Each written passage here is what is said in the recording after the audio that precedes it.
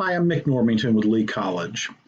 I focus at Lee College at working with people who are coming out of prison. And I also focus on talking to employers about what kinds of workers and skills they need. I'm going to tell you a very quick story.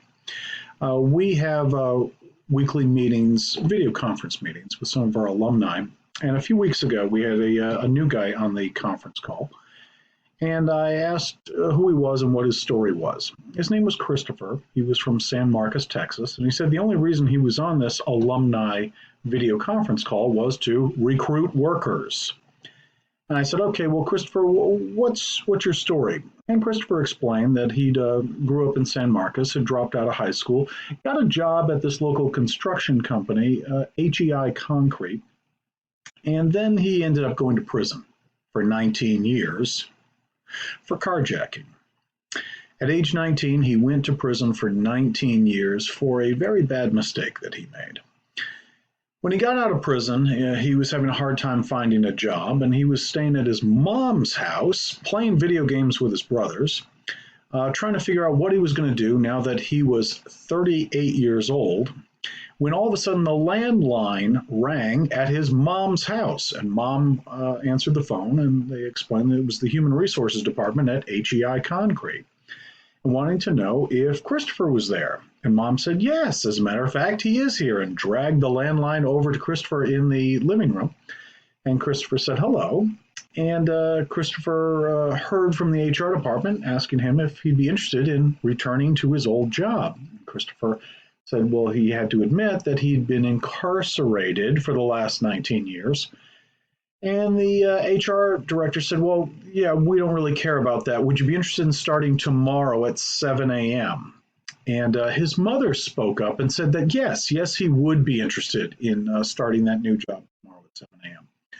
Christopher started his new old job at $15 an hour, quickly moved up to $17 an hour, and was working with this company. And then they promoted him to be a crane operator at $22 an hour after 6 months on the job. Another 6 months on the job, they promoted him to become a supervisor at $26 an hour. And he didn't want to become a supervisor. But the Human Resources Department pointed out that he was a good employee, and unfortunately, while he was in prison, he had completed an associate's degree in business management from Lee College. And he said, yeah, but I've never supervised anybody. And they said, yeah, but you have this associate's degree in business management, so that kind of qualifies you to be a supervisor. And Christopher argued, no, I don't want to be a supervisor.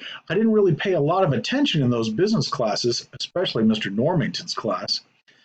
And they said, well, we need you to do it. And he said, well, what are the main duties of a manager? And Christopher was told that he had to recruit new workers, which is why he was on our conference call.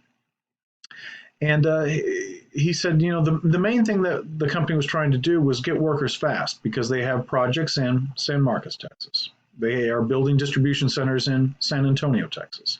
They are building an industrial plant in Beeville, Texas. They are expanding the port of Corpus Christi in Corpus Christi, Texas. They're building distribution centers in Sealy, Texas, and Katy, Texas. And they're also working on the Tesla plant in Austin, Texas, where Elon Musk is building electric pickup trucks. And Mr. Musk is insistent that they work faster and get more work done, for which they're going to need more workers.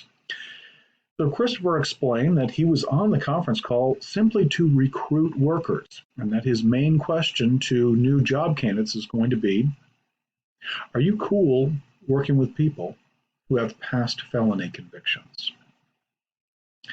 And Christopher is trying to get as many job applicants as he can, and the company is going to pay him an extra $500 for each. This is the current jobs market in Texas. Flexible companies are recruiting ex-cons and paying bonuses to get them.